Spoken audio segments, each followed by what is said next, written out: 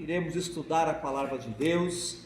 Estamos estudando aqui, nas noites de domingo, o livro de Atos dos Apóstolos. Então eu quero convidar você para abrir sua Bíblia no capítulo 2 de Atos dos Apóstolos.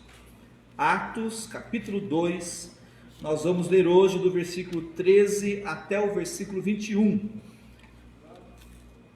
tema da mensagem é Explicando o Pentecostes.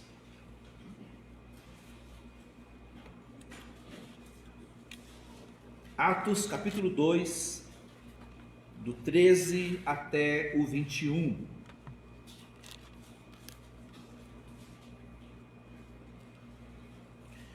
E outros, zombando, diziam: estão cheios de mosto, cheios de vinho. Pedro, porém, pondo-se em pé com os 11, levantou a sua voz e disse-lhes: homens judeus, e todos que habitais em Jerusalém, seja-vos isto notório, e escutai as minhas palavras. Estes homens não estão embriagados, como vós pensais, sendo a 3ª hora do dia, mas isto é o que foi dito pelo profeta Joel. E nos últimos dias acontecerá, diz Deus, que do meu espírito derramarei sobre toda a carne, e os vossos filhos, as vossas filhas profetizarão, os vossos jovens terão visões, e os vossos velhos sonharão sonhos. E também do meu espírito derramarei sobre meus servos e sobre as minhas servas naqueles dias, e profetizarão. E farei aparecer prodígios em cima do céu e sinais embaixo na terra: sangue, fogo e vapor de fumo. O sol se converterá em trevas e a lua em sangue, antes de chegar o grande e glorioso dia do Senhor. E acontecerá que todo aquele que invocar o nome do Senhor será salvo. Vamos orar. Abençoe, Senhor, tua palavra nessa noite. Nós cremos, ó Pai, no poder da tua palavra, que a tua palavra possa produzir vida nessa noite. Se tiver ainda pessoas que não foram salvas, não foram alcançadas com a tua graça, que essa seja a noite da salvação, que essa seja a noite em que eles venham invocar o nome do Senhor para se converterem, e que a tua palavra também possa trazer em nós, ó Pai, uma renovação, que possamos ser cada vez mais formados à imagem do teu Filho Jesus. É o que nós pedimos, no nome de Jesus, amém. Como vimos, domingo passado, aconteceu aquilo que o povo de Deus tão esperava, que era a descida do Espírito Santo. E quando o Espírito Santo desceu sobre a igreja do Senhor, como sinal, eles começaram a falar em línguas, e cada um começou a falar um idioma diferente. E nós vimos aqui que Jerusalém estava cheia de gente de outros lugares, pessoas estrangeiras, e essas pessoas estrangeiras que estavam em Jerusalém conseguiam entender o que as pessoas falavam, porque as línguas ditas aqui eram idiomas.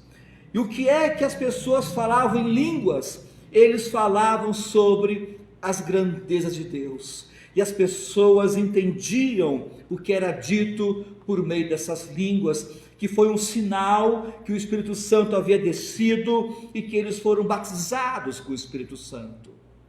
Mas no meio dessa multidão que estava maravilhada, havia também judeus com o coração endurecido, judeus céticos que não creram no Senhor Jesus. E quando eles viram o povo de Deus falando nessas línguas, começaram a zombar. No versículo 13 eles disseram: estão vendo? Estão cheios de vinho, estão embriagados, por isso é que estão falando nessas línguas que nós não conseguimos entender, estão bêbados, estão embriagados. Sempre vai haver pessoas que zombarão do povo de Deus. O próprio Senhor Jesus foi zombado. Ele foi zombado em todo o seu ministério. E Jesus foi zombado no momento em que ele estava naquela cruz, quando as pessoas diziam: se você é o Filho de Deus, desce daí. Se você é o Filho de Deus, salve a ti mesmo e a nós. O povo de Deus sempre será zombado pelo inimigo, pelo povo incrédulo. Mas como que nós devemos proceder quando sofremos esses ataques, quando sofremos zombaria do povo incrédulo? E o apóstolo Pedro aqui nos deu um exemplo. Quando estamos sendo zombados, quando estamos sendo atacados, nós não devemos ficar irados, nós não devemos perder a nossa postura. Quando isso acontece, nós devemos estar prontos, preparados para falar a essa gente de forma firme, mansa e graciosa.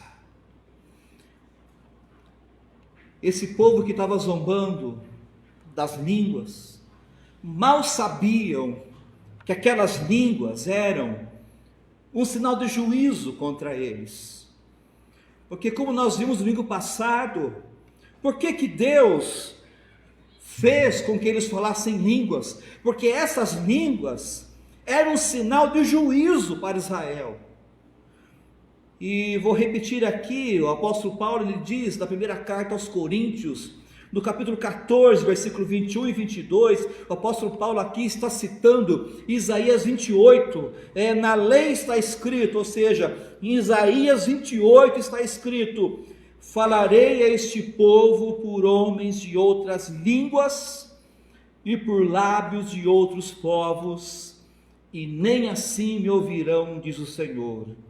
De sorte que as línguas constituem um sinal, não para os crentes, mas para os incrédulos. Isaías estava pregando para o seu povo, numa linguagem que o povo entendia. Jeremias pregava para o povo, numa linguagem que o povo entendia, mas o povo recusou a pregação de Isaías, o povo recusou a pregação de Jeremias. Então Deus disse: já que vocês estão recusando a pregação clara de Isaías, eu vou enviar até vocês um povo que fala uma língua que vocês não entendem. E esse povo que diz que fala uma língua que vocês não entendem, esse povo irá punir vocês. Assim Deus enviou a Babilônia, Deus enviou a Assíria. O Senhor Jesus pregou para o seu povo numa linguagem clara. Jesus pregou para o seu povo numa língua que o povo poderia entender muito bem. Mas assim como o povo matou os profetas, o povo também mandou matar o Filho de Deus. E uma vez que eles recusaram a pregação de Jesus, que foi dita numa linguagem clara, Deus enviou o sinal das línguas. E quando Israel começou a ouvir essas línguas estrangeiras, isso era um sinal de que eles haviam recusado a mensagem clara do Messias, e eles estavam debaixo do juízo de Deus. Um juízo que veio, um juízo que chegou no ano 70, quando Jerusalém foi invadida, milhares de judeus foram mortos. Jesus disse: Jerusalém, Jerusalém, que mata os profetas, Jerusalém, que mata aqueles que lhes são enviados, quantas vezes eu quis reunir vocês, como a galinha reúne os pintinhos, mas vocês não quiseram, a casa de vocês ficará deserta. Quando Jerusalém foi destruída, o sinal das línguas foi cumprido. Então esses judeus que estavam zombando, mal sabiam que esse sinal de línguas era um sinal contra eles. Mas aí Pedro se levanta, e como diz a Escritura, a resposta branda desvia o furor, mas a palavra dura suscita a ira. Então Pedro se levanta, não para dar uma bronca neles. Pedro se levanta, não irado, não nervoso, mas Pedro se levanta com toda a mansidão, com toda a calma, com toda a graça e com toda a firmeza. Pedro então vai expor para estes homens o erro deles. E Pedro não só vai expor o erro destes homens, mas ele vai explicar o porquê isso está acontecendo. E Pedro também vai oferecer a estes homens a oportunidade de se salvarem. E é assim que nós temos que proceder com este mundo. Nós temos que olhar para as pessoas deste mundo, e nós temos que ter pelas pessoas do mundo um olhar de misericórdia. Nós temos que falar para as pessoas deste mundo com graça e misericórdia, desejando que eles se convertam.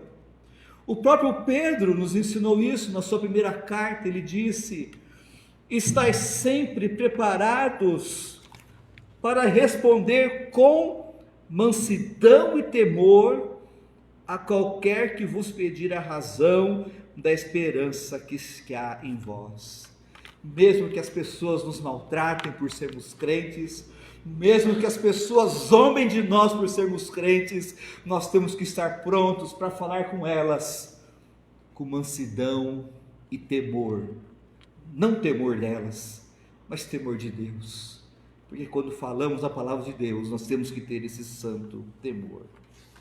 Mas então Pedro se levanta, e Pedro começa a pregar, e nós encontramos aqui um Pedro bem diferente daquele Pedro que negou Jesus 3 vezes, aquele Pedro que quando foi interrogado por uma moça, ele ficou com medo, e disse: não, eu não conheço Jesus, eu não tenho nada a ver com esse homem. Nós vemos aqui um Pedro diferente, um Pedro que foi restaurado pelo Senhor Jesus, e um Pedro agora que está cheio do poder do Espírito Santo. E Pedro começa a explicar para aqueles homens: vocês estão enganados, nenhum de nós aqui está bêbado, porque e a terceira hora, são 9 horas da manhã.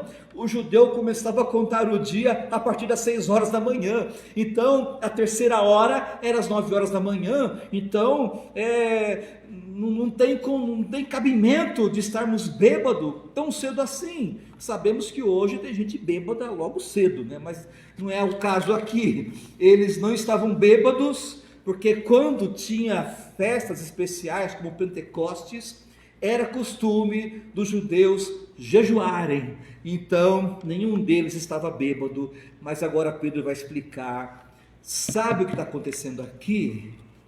O que está acontecendo aqui é aquilo que foi predito pelo profeta Joel. Por meio da boca do profeta Joel, Deus prometeu que o Espírito Santo seria derramado. Mas essa não foi a primeira vez que o Espírito Santo desceu sobre bastante gente.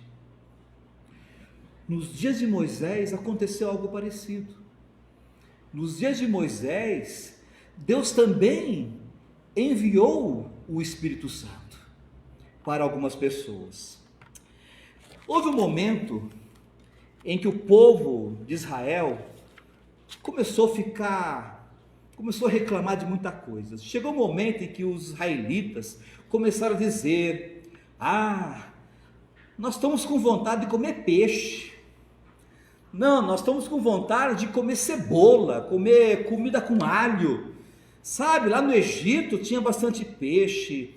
Lá no Egito tinha alho, tinha cebola, tinha pepino, tinha melão.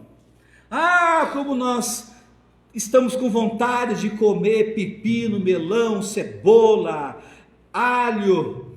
Mas aqui no deserto só tem maná. E aí quando Moisés começou a escutar aquela murmuração, Moisés ficou, Ele ficou nervoso, ele se sentiu cansado, esgotado, e aí Moisés então, ele se derrama perante o Senhor, e olha o que Moisés diz para Deus: olha, eu sozinho não posso levar este povo, porque é pesado demais para mim. Se assim me tratas, mata-me de uma vez, eu te peço. Se tenho achado favor aos teus olhos, não me deixes ver a minha miséria. Então Moisés foi bem claro: olha, Senhor, está difícil, esse povo não é fácil, ó Senhor, se for para conduzir esse povo, tira a minha vida, eu não quero mais conduzir esse povo, eu não estou mais aguentando, tira a minha vida e não me deixes ver a minha miséria. Mas aí Deus chega para Moisés e diz o seguinte: disse o Senhor a Moisés: ajunta-me 70 homens dos anciãos de Israel, então descerei e ali falarei contigo, e tirarei do espírito que está sobre ti e o porei sobre eles, e contigo levarão a carga do povo, para que não a leves tu somente. Deus fala: olha, Moisés, já que o povo está muito pesado para você, então eu vou arranjar ajudantes para você. Escolha 70 anciãos, reúna os 70 anciãos, que aí eu vou pegar do Espírito que está em você, do Espírito Santo que está em você, e vou colocar nesses 70 anciãos. Esses 70 anciãos, eles também receberão o poder do Espírito Santo, e eles vão te ajudar, para que você não conduza este povo sozinho. Então Moisés fez isso, reuniu lá 70 anciãos, só que nem todos foram, na verdade, apenas 68 anciãos que foram, 2 não foram. Sempre tem o pessoal meio do contra, né? Então, os 68 anciãos, Moisés reuniu, mas 2 não compareceram. E aí o que aconteceu? Chegou o momento então que o Senhor desceu na nuvem, que lhe falou, e tirando do espírito que estava sobre Moisés, colocou sobre aqueles 70 anciãos, e quando o espírito repousou sobre eles, profetizaram, mas depois nunca mais. Então, houve um momento parecido com Pentecostes.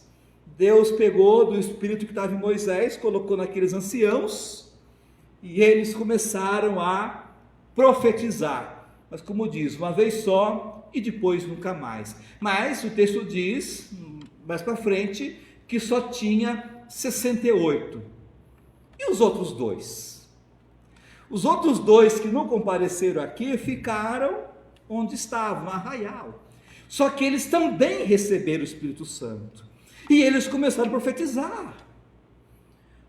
Aí alguém correu para Moisés e falou: ó Moisés, sabe aqueles 2 anciãos faltosos que não foram à reunião? Eles também estão profetizando, eles receberam o Espírito sem ter comparecido à reunião. E aí quando Josué viu isso, Josué ficou nervoso. Josué achou o cúmulo desses homens estar profetizando. Então nós vemos aqui no versículo 25 de Números 11, que correu um moço e contou para Moisés: olha, Eldade e Medade não foram na reunião, mas estão profetizando. E Josué, filho de Num, o servo de Moisés, um dos seus escolhidos, respondeu e disse: Moisés, meu senhor, proíba-lhe. Ó Moisés, chegue para Eldade e Meldade e fala: olha, vocês não podem profetizar porque vocês não foram na reunião. Então Josué está nervoso com esses 2 que estão profetizando. Mas aí Moisés olha bem para a cara de Josué. Eu fico imaginando, né, essa cena. E aí Moisés disse o seguinte para Josué: Josué, tens tu ciúmes por mim? Ó Josué, você está com ciúme, Josué? E Moisés diz: olha, tomara que todo o povo do Senhor fosse profeta, que o Senhor lhes desse o seu Espírito. Ah Josué, quem dera Deus desse o Espírito Santo para todo esse povo que está aqui no deserto. Seria muito mais fácil conduzir esse povo se eles estivessem cheios do Espírito Santo. Então, nós vemos aqui que Moisés ele já tinha expressou esse desejo de que todo o povo de Deus tivesse o Espírito Santo. E aí, Joel, através de Joel, Deus apresentou essa promessa. Eu não sei aqui se os irmãos já leram Joel, mas Joel é um dos livros dos profetas menores, um dos livros mais pesados que tem, porque Joel começa com juízo. Joel é um livro pequeno, mas é um livro de ameaças, é um livro em que Deus está ameaçando castigar Judá pelo seu pecado. Então Joel começa com praga de gafanhoto, é uma praga atrás da outra. Então Joel é um livro de juízo. Só que Joel não tem só juízo. No livro de Joel, o juízo de Deus está mesclado com graça e misericórdia. Então, no mesmo livro que Deus anuncia castigo para Judá, esse mesmo livro, Deus prometeu restaurar seu povo e enviar o Espírito Santo. Esse é o nosso Deus. É um Deus cujo juízo é mesclado com graça, misericórdia. E em Joel, Deus prometeu a restauração e o envio do Espírito Santo. E agora aqui, voltando para Atos, no capítulo 2, o apóstolo Pedro ele vai citar, se depois os irmãos quiserem conferir em casa, Pedro aqui está citando o que Joel escreveu no capítulo 2 de Joel, mas agora estamos no capítulo 2 de Atos, no versículo 16, Pedro agora vai citar o que Joel escreveu. Isso que está acontecendo, dizendo para os judeus, é o que foi dito pelo profeta Joel, no verso 17. Nos últimos dias acontecerá, diz Deus, que do meu Espírito derramarei sobre toda a carne. Deus prometeu que o Espírito Santo seria derramado nos últimos dias. Significa que nós estamos nos últimos dias. Os últimos dias, eles iniciaram com a ascensão de Cristo. Assim como quando Cristo voltou aos céus, iniciou-se os últimos dias, nós hoje estamos nos últimos dias. E quando que esses últimos dias terminarão? Esses últimos dias terminarão com o dia do Senhor. O que é o dia do Senhor? É o dia em que Jesus voltará. Porque o dia que os céus se abrirem e o Senhor Jesus descer em sua glória, vai sinalizar que o dia do homem chegou ao fim. Agora é o dia do Senhor. Então estamos nos últimos dias. E o derramamento do Espírito foi para sinalizar de que estamos nos últimos dias. E Deus prometeu: nos últimos dias derramarei o meu Espírito Santo. O Espírito Santo, o derramamento do Espírito Santo foi uma obra que Deus fez. Não foi uma obra que a igreja agendou, que a igreja programou. O Espírito Santo foi enviado por Deus no momento em que Ele quis. E o Espírito Santo, Ele é Deus, é a terceira pessoa da Trindade. O Espírito Santo, Ele age segundo o seu querer, segundo a vontade de Deus. Não tem como nós manipularmos o Espírito Santo, não tem como nós determinarmos aonde o Espírito Santo vai agir e que horas. Às vezes as pessoas dizem: não, venho aqui às 3 horas da tarde, que vai ter o culto da bênção, e o Espírito Santo vai fazer milagres. Mas como assim? Quem disse que nós podemos agendar a hora que o Espírito Santo vai agir? Não, o Espírito Santo é como o vento. Ninguém sabe para onde o vento vai. Não tem como deter o vento, não tem como controlar o vento, não tem como manipular o vento. Assim é o Espírito Santo. Ele age onde Ele quer, na hora que Ele quer. Não tem como nós manipularmos nem controlarmos isso. O Espírito Santo encheu a igreja de poder, e muita gente tentou deter a obra do Espírito Santo. Os judeus prenderam os apóstolos, açoitaram os apóstolos, pensando que poderiam deter a obra da igreja, mas não conseguiram. O Império Romano também tentou deter a igreja, tentou deter a obra do Espírito, mas não conseguiu. O Império Romano jogou cristãos na arena para serem devorados por leões. O Império Romano queimou cristãos na fogueira, em praça pública. O Império Romano matou tantos cristãos em cruzes, que dizia-se que no Império Romano faltou madeira para fazer cruz, para matar cristão. De tantos cristãos que foram mortos, foram martirizados. Mas o sangue desses cristãos martirizados se transformou na semente da igreja. Porque quanto mais eles perseguiam a igreja, quanto mais eles matavam crentes, mais a igreja crescia, mais a igreja fortalecia, porque é o Espírito Santo que estava fazendo a obra através da igreja.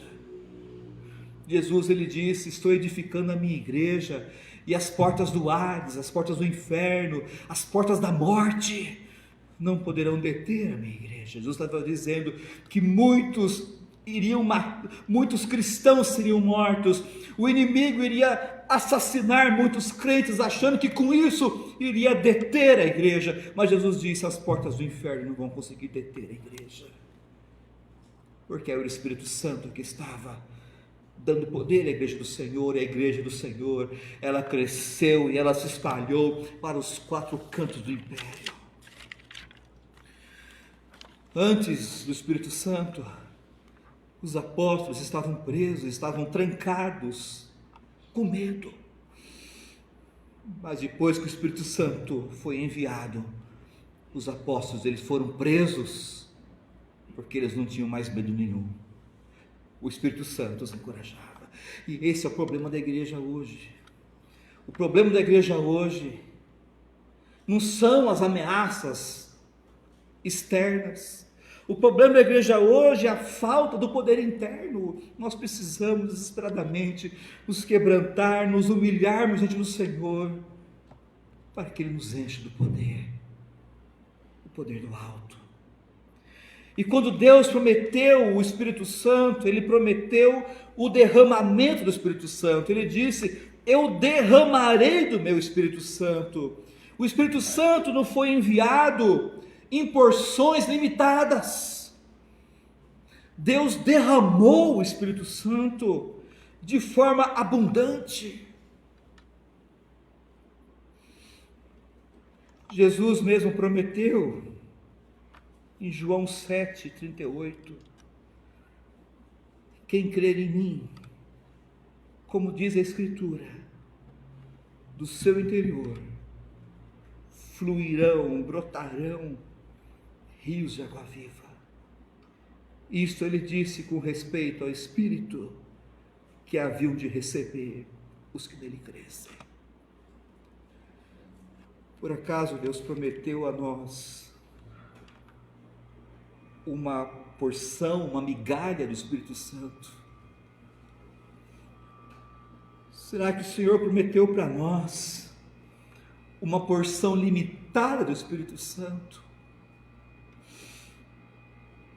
O Senhor prometeu para nós uma vida abundante, uma vida com V maiúsculo. Se o Senhor prometeu para mim uma vida com V maiúsculo, uma vida abundante, por que eu estou sendo dominado pelo medo? Por que eu estou com tanto medo das pessoas? Porque estou tão amedrontado com as pessoas? Porque estou tão dominado pelo pecado? Por que estou tão dominado pela ansiedade? Por que estou tão dominado pela depressão? O que está acontecendo comigo? Se o Senhor prometeu uma vida abundante, por que eu estou sendo dominado por outras coisas? Moça, aqui é uma promessa.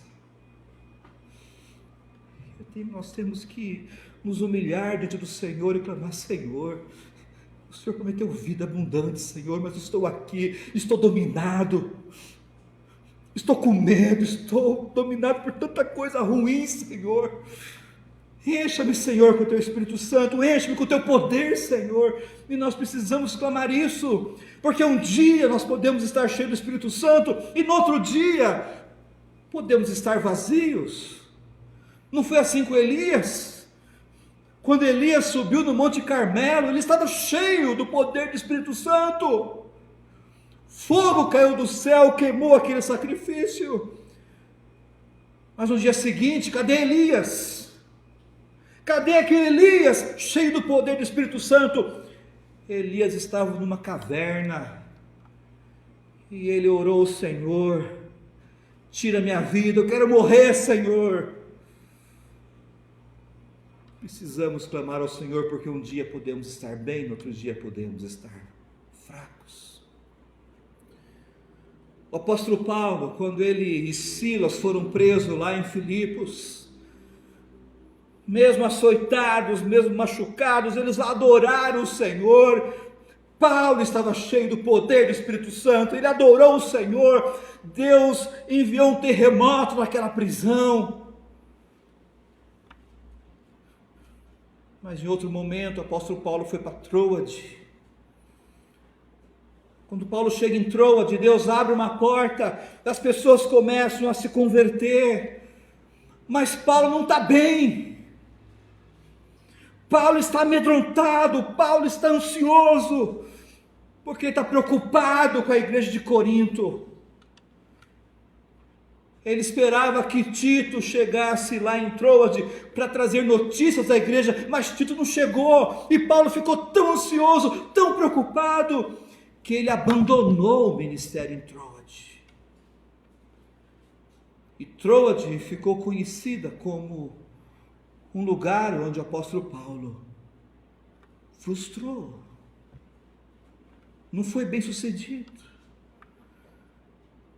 Paulo sai de Troade, vai para Macedônia, e lá em Macedônia ele continua também afligido, enfraquecido, até que finalmente Tito chega e traz conforto a ele. Assim foram os homens de Deus, e assim somos nós. Um dia podemos estar bem, um dia podemos estar cheios do Espírito Santo, mas outro dia podemos estar sendo assaltados pelo medo, pela ansiedade, temores. Por isso é que nessas horas nós temos que lembrar dessa promessa: Senhor, estou precisando, Senhor. Senhor, eu estou sendo afligido pelos meus medos, meus temores. Enche-me, Senhor, com o poder do Teu Espírito Santo. Enche-me com o Teu poder, Senhor, para eu vencer. Deus prometeu um derramamento abundante do Espírito Santo. E voltando aqui para Atos, Deus prometeu que o Espírito Santo seria derramado sobre toda a carne. O Espírito não seria enviado apenas aos judeus, mas a pessoas de toda tribo, língua e nação. É por isso que o próximo grupo que vai falar em línguas em Atos são os gentios, para provar que os gentios também receberiam o Espírito Santo. E Pedro continua: e os vossos filhos e vossas filhas profetizarão.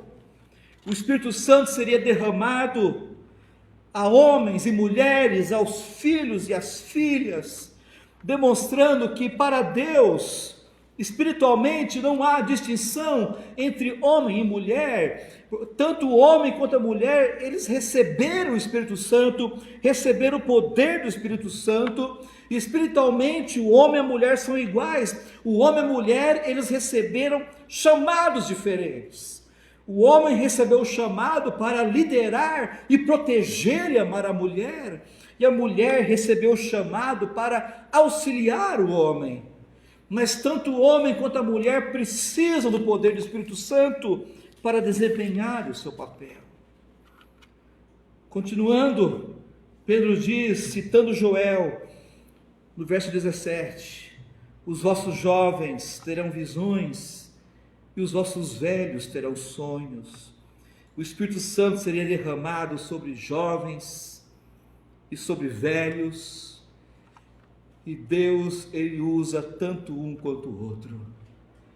Quando o Espírito Santo é derramado sobre os jovens, Deus usa jovens, e o Espírito Santo, ao ser derramado sobre idosos, Deus usaria até os idosos. Jovem é conhecido como, por ser talvez instável, né? Muitos dizem, o jovem não sabe o que quer, o jovem tem uma vida muito, né? Mas quando o Espírito Santo é derramado sobre a vida do jovem, Deus pode usar um jovem poderosamente no reino dele. Quando diz, os vossos jovens terão visões, podemos entender que o Espírito Santo, ele pode dar discernimento, compreensão aos jovens, para servir no reino de Deus. E nós temos exemplo de jovens na palavra, que cheios do poder de Deus, testemunharam do Senhor para pessoas importantes. Nós vemos Daniel, nós vemos José, homens que foram grandemente usados pelo Senhor, mesmo sendo jovens. Os jovens podem dizer, Senhor, enche-me com o teu Espírito Santo, eu quero servir ao teu reino. Enquanto os jovens às vezes são conhecidos como uma faixa etária em que não se dá para confiar, não, Senhor, enche-me com o teu Santo Espírito, eu quero, a exemplo de servos do passado, eu quero servir no teu reino. Mas não só jovens, mas também os velhos, os idosos. Geralmente as pessoas mais velhas, elas têm a tendência de olhar para o passado e contar as lembranças vividas. Mas o Espírito Santo, ele é poderoso para fazer com que os idosos, eles tenham sonhos. Que sonho é esse? Para que os idosos, eles olhem para frente e dizem, não,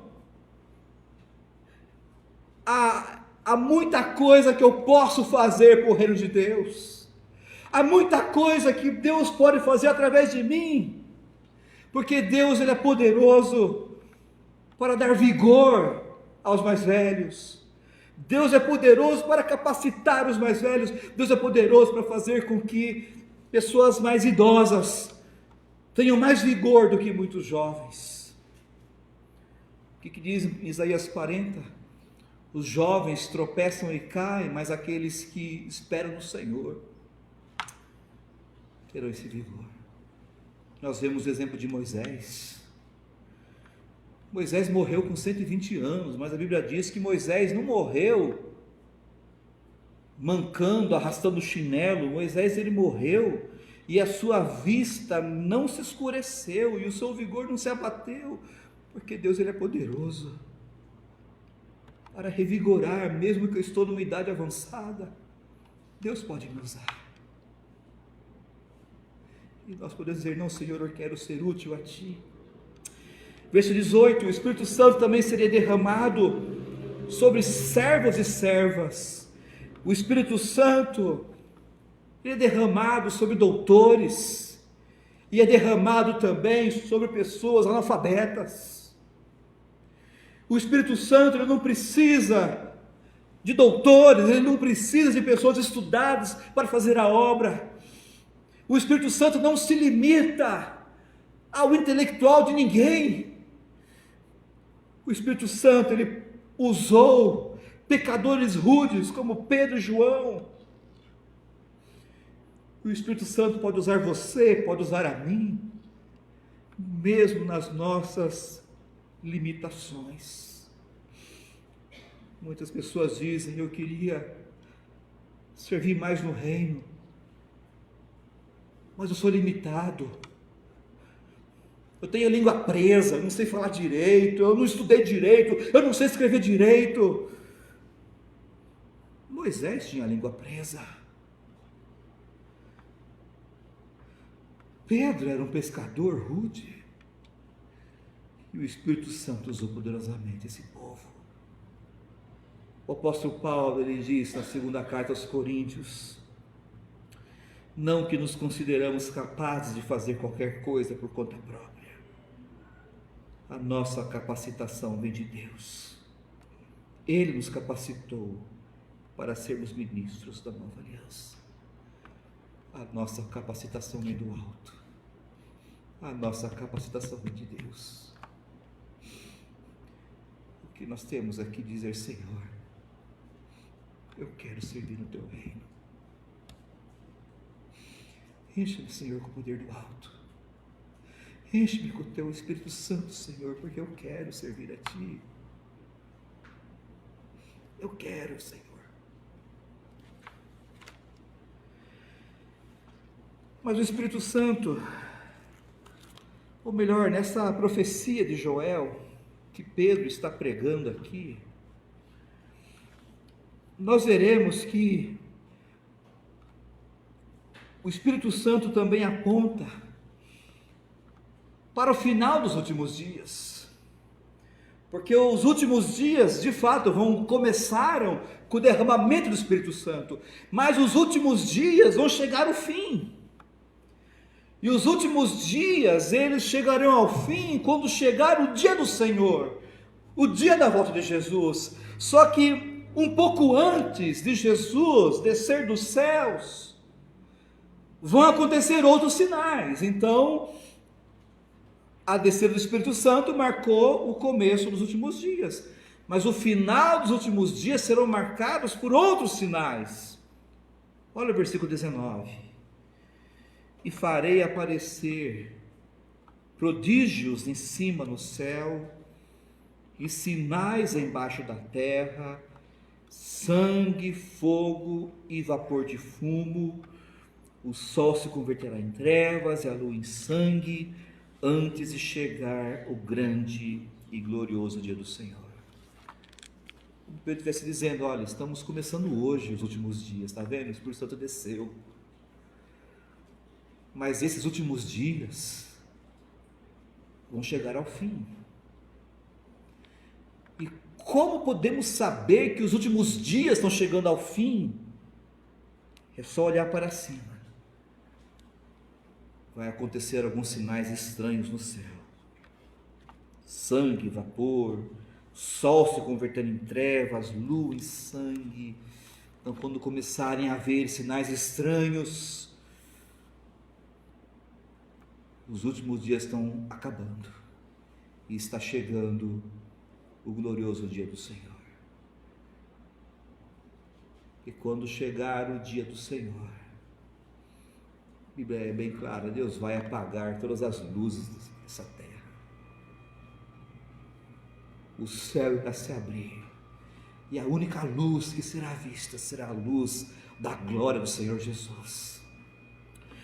O apóstolo João, ele descreveu um pouco esses eventos em Apocalipse capítulo 6. Ele diz aqui o seguinte, Apocalipse 6,12: e havendo aberto o sexto selo, olhei, e eis que houve um grande tremor de terra. O sol tornou-se negro como saco de cilício, e a lua tornou-se como sangue. As estrelas do céu caíram sobre a terra, como quando a figueira lança de si os seus figos verdes, abalada por um vento forte. Resumidamente, Deus vai sacudir essa terra. Deus vai sacudir isso aqui. E continuando: o céu retirou-se como um livro que se enrola, e todos os montes e ilhas foram removidos dos seus lugares. E olha aqui, cadê os poderosos da terra? Os reis da terra, os reis poderosos, os presidentes poderosos, os grandes, os ricos, os banqueiros, milionários, os tribunos, os juízes temidos da terra, os juízes das supremas cortes, os poderosos, e todo servo e todo livre estarão aonde? Esconderam nas cavernas e nas rochas das montanhas. Todo o esplendor desse mundo vai por água abaixo. Vai chegar um momento que não vai ter diferença entre você ser rico e pobre. Vai chegar um momento que não vai ter diferença entre você ser um banqueiro, milionário, e ser um vendedor ambulante. Todos estarão no mesmo lugar. Esse mundo será chacoalhado, o esplendor deste mundo cairá por terra, e todo esse povo estará se escondendo nas cavernas, e estarão dizendo, e diziam aos montes e aos rochedos: cai sobre nós, e escondei-nos do rosto daquele que está sentado sobre o trono, e da ira do Cordeiro, porque é vindo o grande dia da sua ira, e quem poderá escapar? Então Joel não apenas profetizou a vinda do Espírito Santo, mas ele profetizou quão terrível será os últimos dias. Quando o tempo da oportunidade estiver chegando ao fim, quando Deus estiver chacoalhando este mundo, e as pessoas vão clamar para os montes: caiam sobre nós. O Senhor Jesus está irado conosco, o Cordeiro está irado conosco. Mate-nos. Quem poderá escapar? Quem poderá sobreviver da ira do Cordeiro?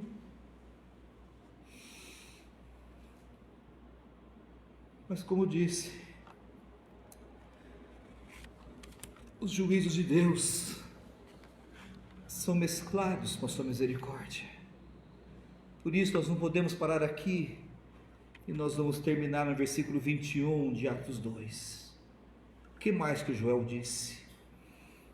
E acontecerá que todo aquele que invocar o nome do Senhor será salvo desse juízo.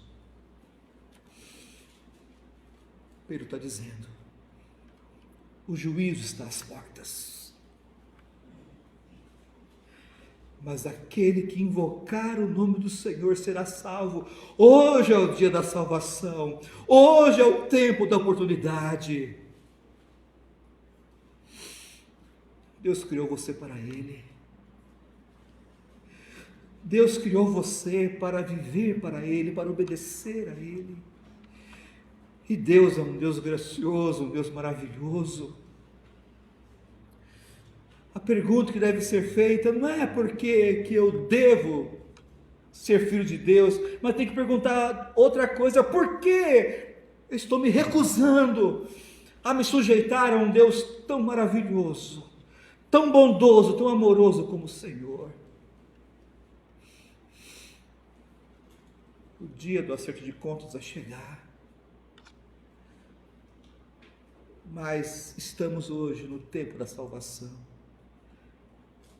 Todo que invocar o nome do Senhor será salvo. Então quero convidar a você que ainda não invocou o nome do Senhor, você que ainda está se recusando a se render ao Senhor Jesus, você que está dizendo: não, eu não quero o Senhor Jesus, eu quero viver a minha vida, eu quero fazer o que eu quero seguir as minhas regras, né? Meu corpo, minhas regras, minha vida, minhas regras, eu quero fazer o que eu quero. Só que Jesus disse: aquele que quiser salvar a sua vida vai perder.